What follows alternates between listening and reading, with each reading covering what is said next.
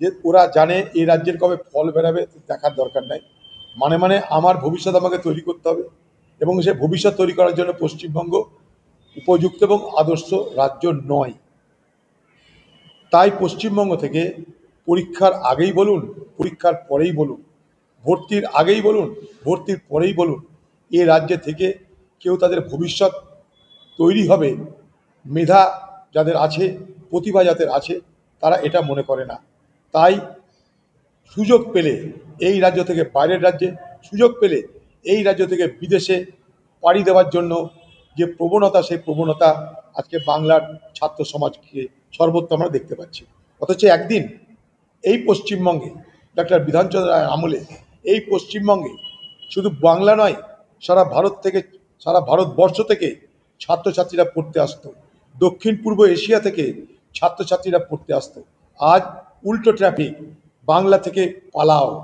একদিন হতো কি বাংলায় চলো, আর আজকে হচ্ছে বাংলা ছেড়ে চলো। আজকে পশ্চিমবঙ্গতে যেটা হচ্ছে সেটা ফ্লাইট অফ ট্যালেন্ট হচ্ছে, অর্থাৎ প্রতিভার পলায়ন হচ্ছে। এই প্রতিভার পলায়ন এই কারণে হচ্ছে কারণ এই রাজ্যে এই সরকার কি করে তার প্রমাণ হিন্দোল মজুমদারদের মানুষ, ছাত্ররা দেখে নিয়েছে।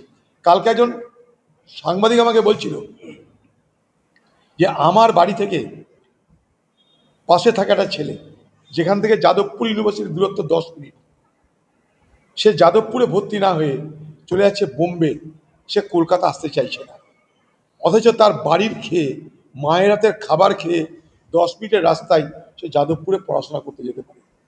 মানে ছাত্রদের জন্য পশ্চিমবঙ্গের শিক্ষা ব্যবস্থার আজ এটাই হচ্ছে ক্রেডেন্সিয়াল, যে তারা মনে করে পশ্চিমবঙ্গের শিক্ষা ব্যবস্থা আর মেধা তৈরির জন্য যথেষ্ট নয়। তাই পালাও, যত সম্ভব দ্রুত তত বাংলা ছেড়ে পালাও।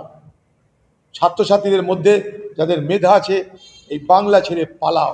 যাদের স্বাস্থ্যে সুচিকিৎসা করার ব্যবস্থা আছে, তারা বাংলা ছেড়ে পালাও। এই পালাওয়ের রাজনীতির নাম বাংলা। রোজগারের জন্য হাজার হাজার লক্ষ লক্ষ পরিযায়ী শ্রমিকের স্লোগান বাংলা ছেড়ে পালাও। এই বাংলা ছেড়ে পালাও আজকে বাংলার আপামর মানুষের বাঁচার তাগিদে তাদের এই রাস্তা অবলম্বন করতে হচ্ছে।